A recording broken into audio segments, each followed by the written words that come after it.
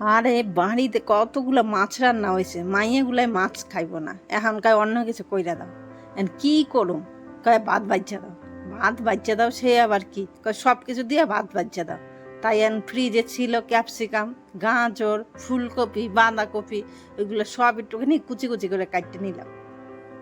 আর কিভাবে এটা বানাই দেখেন সেটা আমার সাথে। আর শেষ একটুখানি পেঁয়াজ না দিলে হয়, একটু পেঁয়াজও দিছি, আর একটু লঙ্কাও দিলাম, 2টা লঙ্কা কুচি কুচি করে। আর একটু ডিম ছিল, সেই আমাকে এই আবার বাদ থাকবো কেন, এইও দিয়ে দিই। এইবার সবগুলা ভালো করে কিন্তু কুচাই নিয়েছি একদম ছোট ছোট কইরা। এরপর একটা কড়াই নিয়েছি, কড়াইতে জ্বালাইলাম গ্যাসটা, কড়াই গরম হয়ে গেলে গিয়া এইবার 2টা ডিম দিয়ে দেবো প্রথমে তেলের মধ্যে। ডিম 2টা ভুজিয়া করে না, সেইয়া কইরা নেব একটুখানি নুন দিয়া। এইবার ডিমগুলা ভাজা হয়ে গেলে গিয়া এইবার কড়াই থেকে তুললে নিব। এইবার কড়াইয়ের মধ্যে আরও একটুখানি তেল দিয়ে দেবো। আমি এনে সর্ষের তেল দিই নাই, সাদা তেলেই দিছি। এবার তেলটা গরম হয়ে গেলে যেগুলো কুচায় রাখছি না সব সবজিগুলা, সেইগুলো এবার দিয়ে দেবো।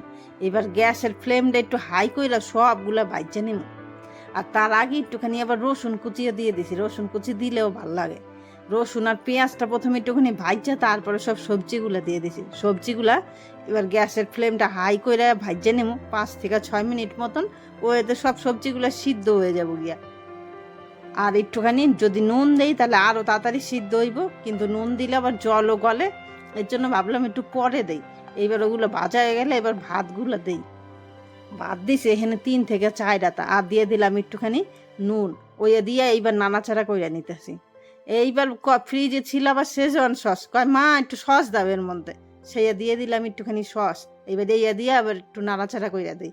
আর শেষে যে ডিমটা বাজিয়ে রাখছিলাম সেই এর মধ্যে মিশাই দিই একসাথে। এইবার মিশাইয়া প্লেটে তুললা সবাইরে দেই। সবাইরে কি মাইয়ারে দেই। খাইয়া কইল মা সুন্দর হয়েছে। আর আপনারা জানান রেসিপিটা কেমন হয়েছে, একটু কমেন্ট করে জানাইন। আর ভালো লাগলে কিন্তু একটা লাইক করে দিয়েন। আর এইভাবে যদি আরও রেসিপি জানতে চান সেইও একটুখানি কইেন কমেন্ট করে। আর বাড়িতে যখন কেউ মাছ কিংবা মাংস খাইতে চাইবো না, তখন একটু এইভাবে কইরা দেন ভাত, খাইতে বেশ ভালোই লাগে। আমিও খাইয়ে দেখলাম, ভালোই লাগতেছে খাইতে। এইবার এক এক করে প্লেটে ঢাইলে নিলাম, যেটুকু রাঁধছিলাম, যেন ওর একবার হয়ে যায় গিয়ে। দেখেন দেখতেও ভালো লাগতেছে। আবার কইতেছি, ভালো লাগলে একটা লাইক কইরেন।